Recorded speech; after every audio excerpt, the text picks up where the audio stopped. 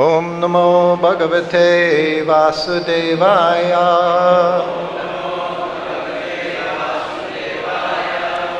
Om Namo Bhagavate Vasudevaya. Om Namo Bhagavate Vasudevaya.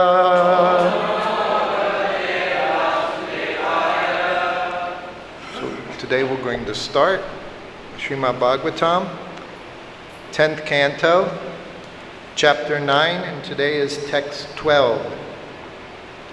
Tyaktvā yaṣṭiṁ sutam bhītaṁ vijñāyārbhaka-vatsalā iyeṣa kila baddhuṁ dāmnātad-vīrya-kovidā tyaktvā, throwing away, yaṣṭiṁ, the stick in her hand, sutam, her son, bhītaṁ, considering her son's great fear,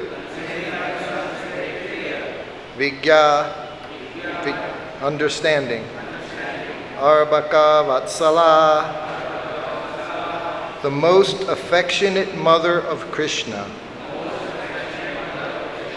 iyeṣa, desired, kila, indeed, tam, Kṛṣṇa, baddhum, to bind, dāmnā, with a rope, a-tat-vīrya-kovidā,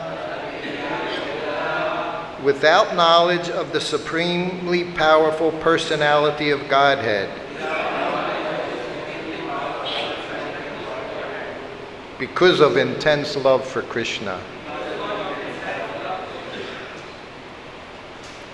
Translation: Mother Yaśodā was always overwhelmed by intense love for Kṛṣṇa, not knowing who Kṛṣṇa was or how powerful he was. Because of maternal affection for Kṛṣṇa, she never even cared to know who he was. Therefore, when she saw that her son had become excessively afraid, she threw the stick away and desired to bind him so that he would not commit any further naughty activities. Purport by His Divine Grace Srila Prabhupada. Mother Yaśodā wanted to bind Kṛṣṇa not in order to chastise him, but because she thought that the child was so restless that he might leave the house in fear. That would be another disturbance. Therefore, because of full affection, to stop Kṛṣṇa from leaving the house, she wanted to bind him with rope. Mother Yaśodā wanted to impress upon Kṛṣṇa that since he was afraid merely to see her stick, he should not perform such disturbing activities as breaking the container of yogurt and butter and distributing its contents to the monkeys. Mother Yaśodā did not care to understand who Kṛṣṇa was and how his power spreads everywhere. This is an example of pure love for Kṛṣṇa. Mother Yaśodā was always overwhelmed by intense love for Kṛṣṇa, not knowing who Kṛṣṇa was or how powerful he was. Because of maternal affection for Kṛṣṇa, she never even cared to know who he was. Therefore, when she saw that her son had become excessively afraid, she threw the stick away and desired to bind him so that he would not commit any further naughty activities.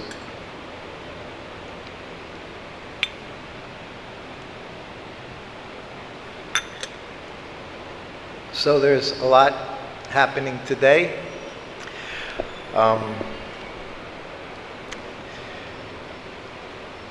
The first thing when I met Srila Prabhupada, after being in the temple for a year, as I mentioned, was in Los Angeles in his garden. He was reading from Kṛṣṇa book. Just these chapters, these stories about childhood Kṛṣṇa and the killing of demons. I mentioned many times, Prabhupada was completely absorbed in Kṛṣṇa book. There were just 4 or 5 of us in the garden. Prabhupada, I was reading. So I became the Kṛṣṇa book reader there every day for almost a week. Prabhupada was the most attentive. And it was the first time Prabhupada said to me before reading one day, he looked at me and said, "I like the cowherd boys very much." And then reading the story, Kṛṣṇa killing the demon, Prabhupada was in ecstasy. Whole body was shaking, laughing and slapping his leg and slapping his leg. And the next day he did the same thing. I read another story. Prabhupada loves Kṛṣṇa. And this is what he's giving us. This whole society is all about love, which is funny because it's something we can be so much afraid of, this idea of having love. But the whole point is to take that material lust and turn it into genuine love for Kṛṣṇa, where it eternally resides. And this is what Prabhupada has given us. Every day he was laughing and laughing. And then he said, I told you that one day, he said, puffing up his chest, sitting, Prabhupada always sat so straight. Govindam Maripurusham Tamaham Bhajami. So we're proud to be Kṛṣṇa's servants. That's our pride. This is our happiness. We're servants of Kṛṣṇa.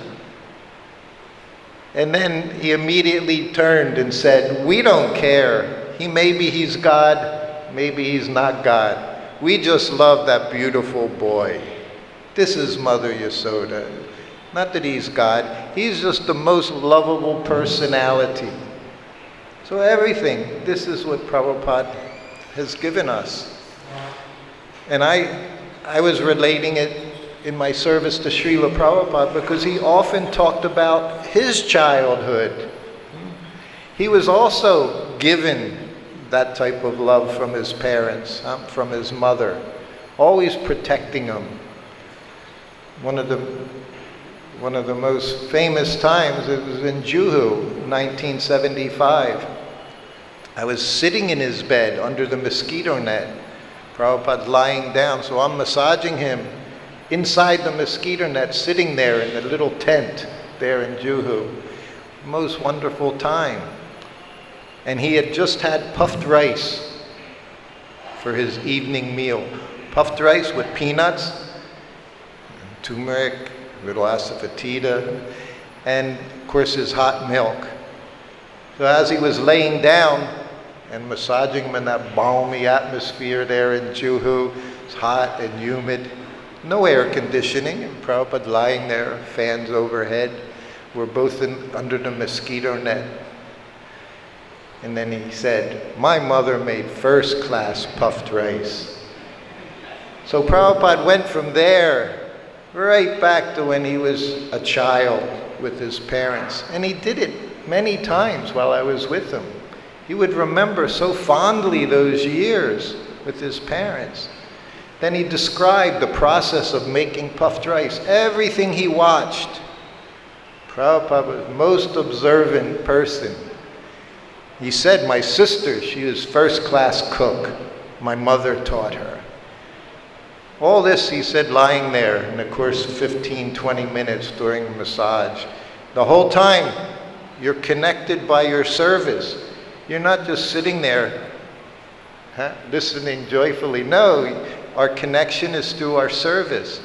My connection was there, just squeezing, he said, like a chapati dough. He said, squeeze his legs like chapati dough. Pointed to his toes, said, pull my fingers. I grabbed his hand, he stuck out. No, my fingers. He started wiggling his toes. This is what we want. All this philosophy, so many books. Prabhupada said the whole point of all this philosophy is bring you to the point of chanting Hare Krishna. And what is the point of chanting Hare Krishna? You're always absorbed in the pastimes of Krishna, his devotees.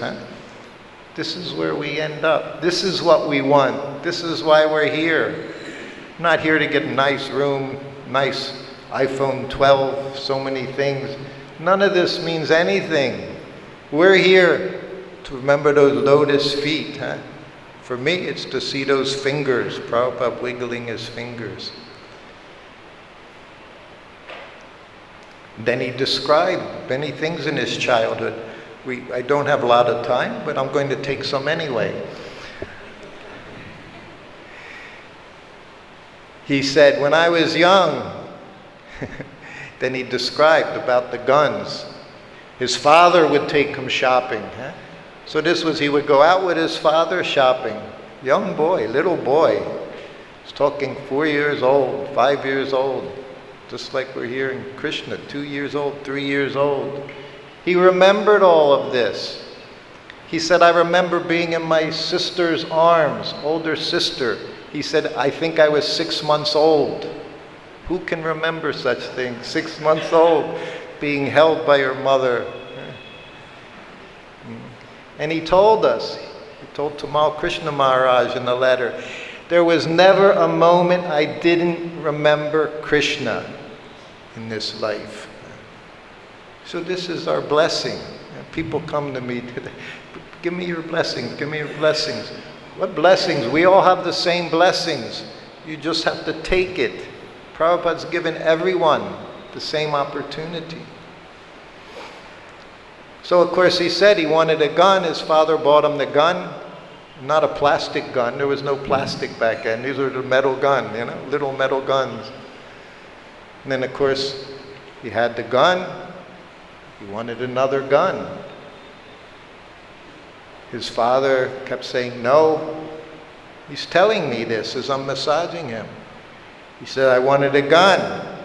His father kept saying, no, you have a gun. He said, I want one for this hand. And his father said, no.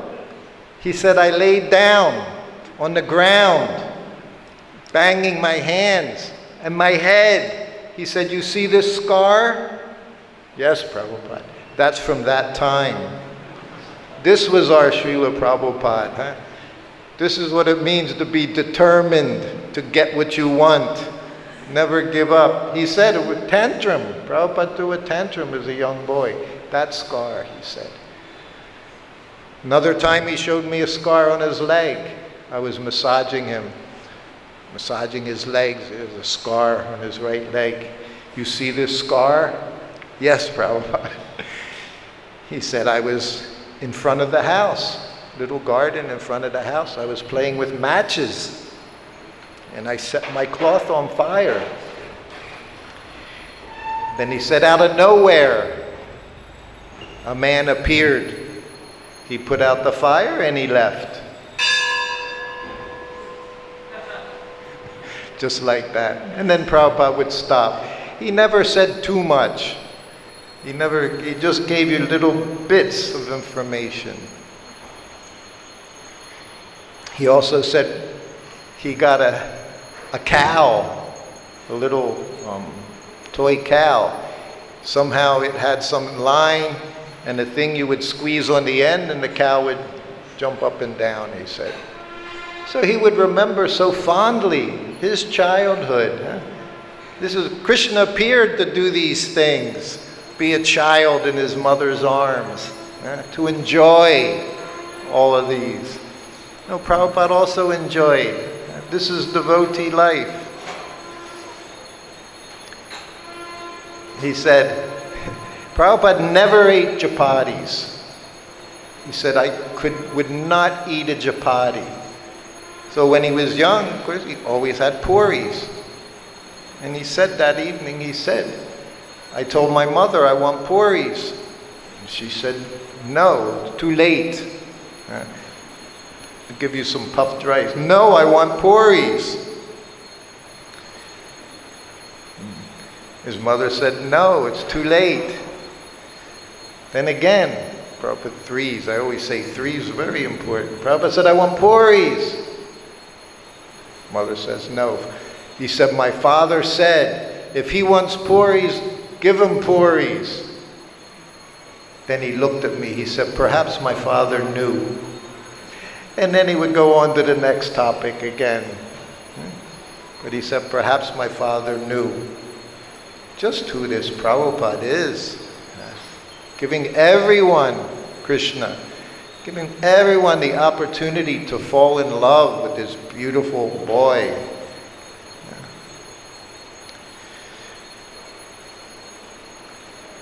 So, today's a very special day.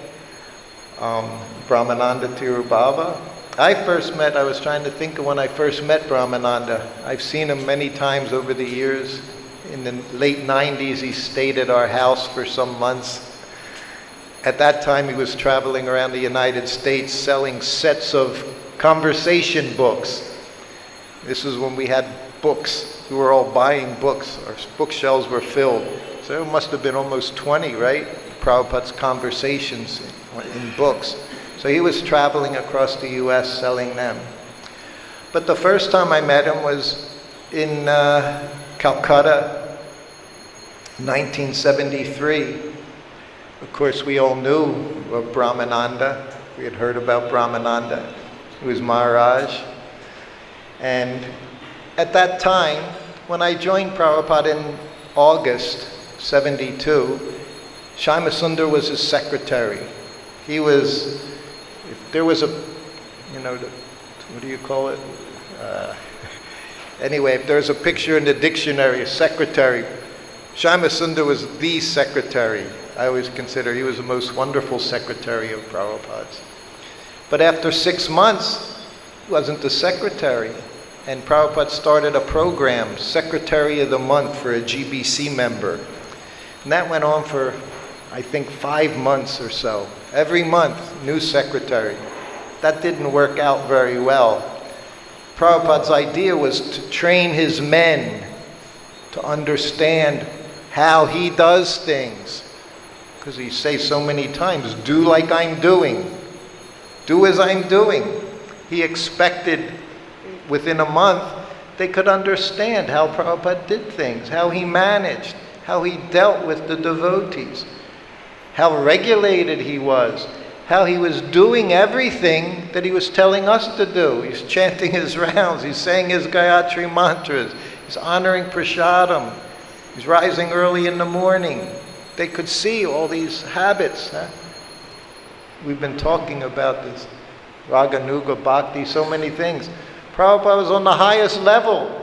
All you saw was a devotee practicing Krishna consciousness, chanting his rounds, following the principles, preaching. That's how he exhibited his Krishna consciousness to us. So then after that experiment didn't go very well, Prabhupada called Brahmananda to be his secretary. So that's when I met Brahmananda. So we spent many months together, Brahmananda and I, and we were of different natures. We were friendly. Brahmananda loved Prabhupada so much, would do anything for him. And he was literally Prabhupada's bouncer. We say in the U.S., bouncer. I don't know what you would say here in India. He was his, chokidar. Like, he was like, something went wrong, he'd say, call Brahmananda. A few times. Remove him. You just look at Brahmananda, you'd get up and run.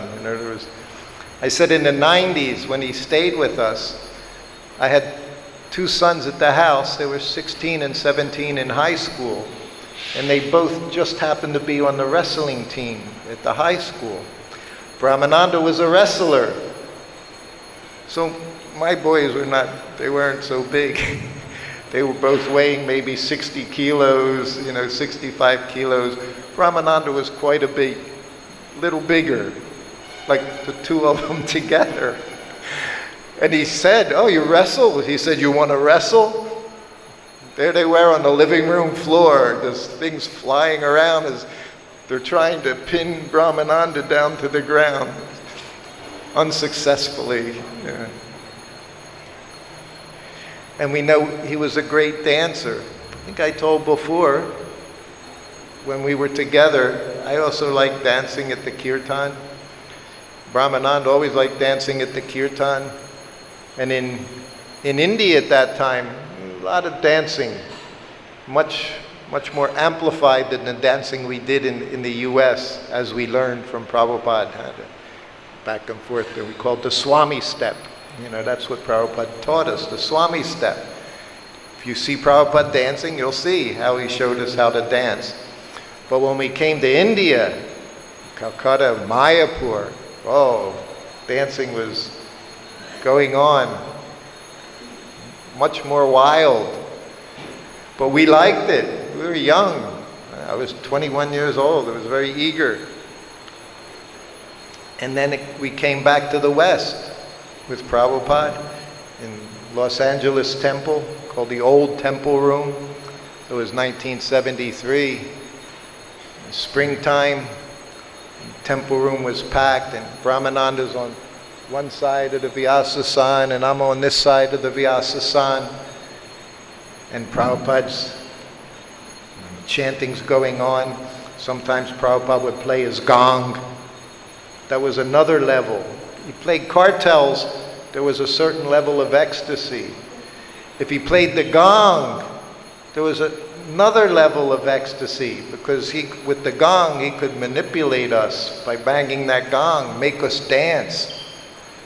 If he grabbed the mridanga, that was a different world. That was 2-3 times sitting on the Vyasa-san, Prabhupada playing a mridanga. So all these ecstasies that Prabhupada gave us. So Brahmananda and I on each side, we started pushing the crowd in the kirtan. Instead of standing in place, we started taking that little 3-step walk back and forth. Took a few minutes. Within a few minutes, all temple rooms, back and forth. Everyone. There was women on one side, and men on the other side. Prabhupada could always see the deities. There was always space in the middle for Prabhupada to see the deities. And Prabhupada would smile. Prabhupada was puppeteer. Prabhupada was our puppet master. But just by his movement, he could move his head and he could make you do things. If he raised his hand, he could lift up everyone with his hand. We talk about mystic powers. This is mystic powers. Prabhupada's mystic powers, he could just look at you. You would be in ecstasy. You would be surrendered for the rest of your life by one look. So, in that way, the dancing changed a little in the temple room that day. Later, Pradyumna asked Prabhupada, was that okay, Prabhupada? They're dancing like that? Crazy people? It was very modest compared to the dancing today, but it was different. Prabhupada said, very nice. He said, when one is ecstatic, he's dancing. We dance for Kṛṣṇa. So then I say, whatever, Prabhupada, Brahmananda, he was also very amazing in so many ways, and he was very simple. Any question he would ask Prabhupada, if he couldn't figure out, he would just ask Prabhupada. I said in Mayapur, when all the devotees were there, Prabhupada went into ecstasy in his lecture. Everything stopped. And then one devotee started leading a kirtan right behind Prabhupada's head on the Vyasa-san. So the kirtan began. But afterwards, everyone was, we should have just sat there. Prabhupada was in ecstasy. Don't have kirtan. There's 500 people in the temple room. No one would breathe when they saw Prabhupada in that way. But then the kirtan started. So we get back to the room. Right into the room, Brahmananda goes. He would ask Prabhupada things I wouldn't think of asking him. Prabhupada, what should we do when you go into ecstasy? Prabhupada looked at Brahmananda. He said, what do you... He said, well, you went on the Vyasa-san, you went into ecstasy, the devotees started chanting. Some people say we should just sit quietly, some say we should chant. Prabhupada said, I don't do that very often. Never like the fuss made about, this is devotee, this is what it means, humility. You want to understand humility. Here he is, thousands in front of him. He's just saying, why are you even bringing this up? What Prabhupada, what should we do? Brahmananda, he said, just chant Hare Krishna. That was what Prabhupada's answer for everything. Just chant Hare Krishna. I thought it should have been quietly chanting Hare Krishna, but just to see Prabhupada with his eyes closed and wondering, where is he? Where is he now? Where did Prabhupada go? Because you could see him go. I told you, he didn't like chapatis. When the airplane, we were flying and served him prasadam, and it was puris and sabji. He started eating and just started laughing as he was eating. And then he looked at me.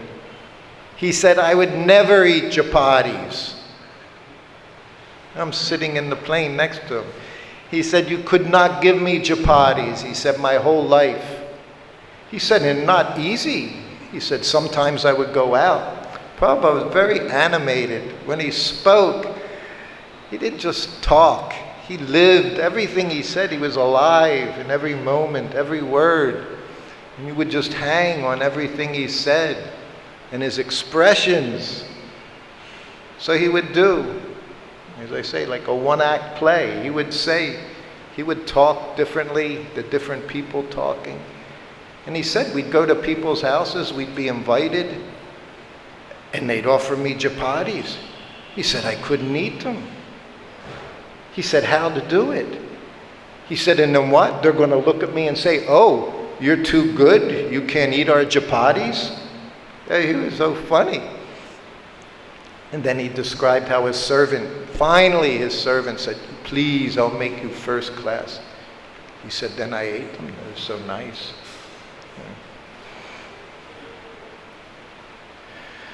So I'll tell this, my personal best pastime with Brahmananda. I've told it before. We went to Kṛṣṇa with Prabhupada together. That was a famous... Prabhupada stayed there for hours after giving his speech, telling everybody they were trying to bring all the different religions together, unified. Prabhupada called them all nonsense. He says, you're all nonsense. Not one of you have even mentioned Kṛṣṇa, he said. We're in the place where Kṛṣṇa spoke Bhagavad-Gita, here in Kṛṣṇa. He said, and none of you have even mentioned him. He said, this whole thing is a waste of time. You'll never accomplish anything. And he was the guest. He was the invited guest. But they didn't want him to speak because they knew how he spoke. But Prabhupada went up and spoke, told them all, after they were all talking about their unification. And then we get back in the car. It was Brahmananda, myself, and Prabhupada sitting in the back. I'm next to him. And he said, did you understand? Brahmananda, yes, Prabhupada, we could understand some. He said, you're speaking Sanskrit. Of course, he was quoting Kṛṣṇa in Bhagavad-Gita. Prabhupada said, yes, I told them, all this big waste of time. Then on the way back to Delhi, there was a big cyclone hit. Destroyed the whole place, all their tents you can imagine. They had their tents set up. Everything blew away within minutes after Prabhupada left the stage. But while we were there, of course very hot, Kṛṣṇa, after we arrived, Brahmananda and I, we had seen an irrigation canal. So we thought we'd go for a swim. We got Prabhupada set up in his guest room. And we're, American boys, you see water, you go for a swim. But we weren't thinking about this irrigation canal. The water was running very briskly. and it was a V shape, like most of them are, concrete, smooth concrete. And we were so hot, delirious by the heat, we jumped in the water together in our gumshoes, Brahmananda and I. And as soon as we jumped in, we couldn't maintain where we were standing because we're being pushed by this water very quickly. And we realized right away we were in a lot of trouble because ahead, when we had walked up, we had seen ahead about 100 feet, there was a drop-off, like a waterfalls.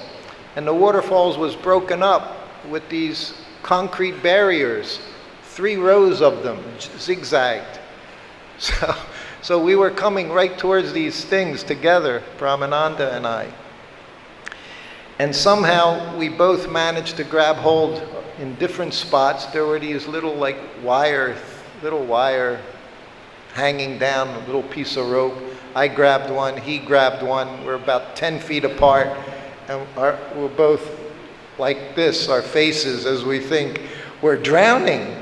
We're going to drown here in Kurukshetra. And me being about 60 kilos, I pulled myself out of the water, got my composure. And of course, as soon as I got out, Brahmananda's screaming at me, "Srutakirti, get me! Srutakirti, Srutakirti!" And I walked over and I'm in front of him, and the water's, splashing him. He's going very fast. This water's splashing by, and he's holding on with both hands. And I'm looking down at him, and he's literally 3 times my size. And he's saying, "Pull me up." And I'm looking and thinking, there's no way I can pull you up. I'm not saying anything, but I'm just looking and trying to think, what am I going to do? He said, "Pull me up, pull me up." And I'm thinking, if I try to pull him up, he's going to pull me in, and we're both just going to drown. Today, this morning, and Prabhupada's sitting in the room.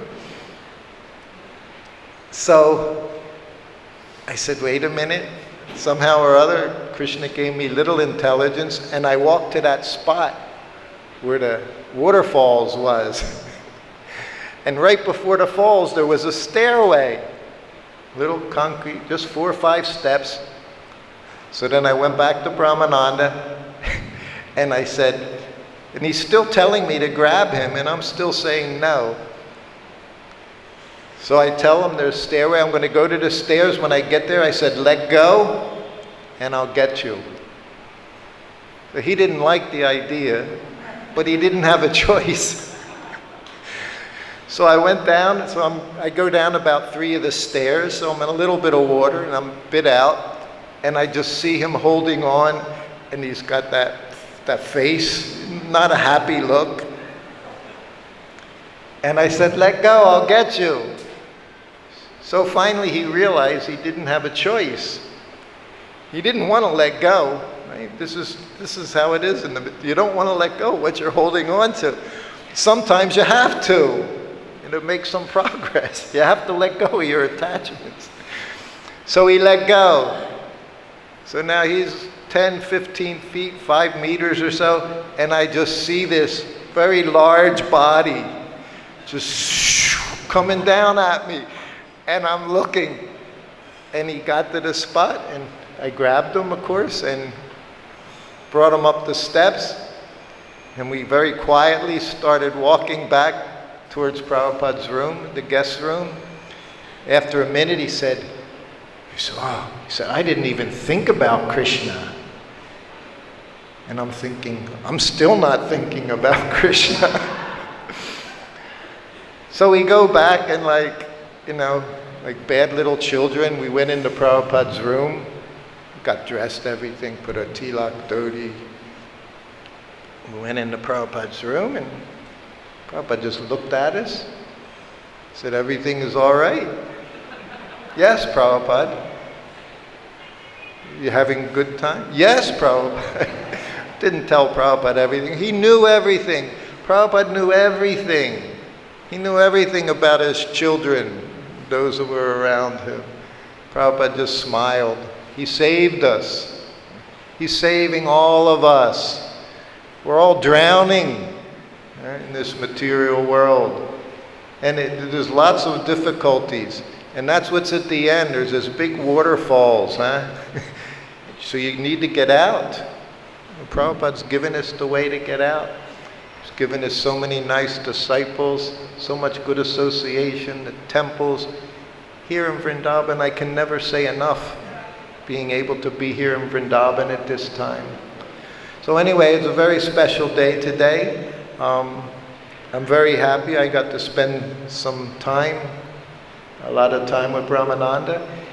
He also, in 1974, August, again I was in New Vrindavan, and he arranged for me to travel with Prabhupada again. So I owe Brahmananda very, very much for giving me the opportunity to again serve Srila Prabhupada personally, and also serving him, because he was eating that every day, whatever I cooked. Everyone in the entourage, we always ate Prabhupada's remnants. Whatever was left in the cooker, that got taken care of, right, Daiva Shakti?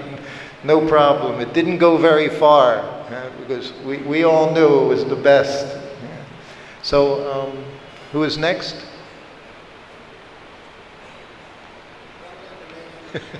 Okay.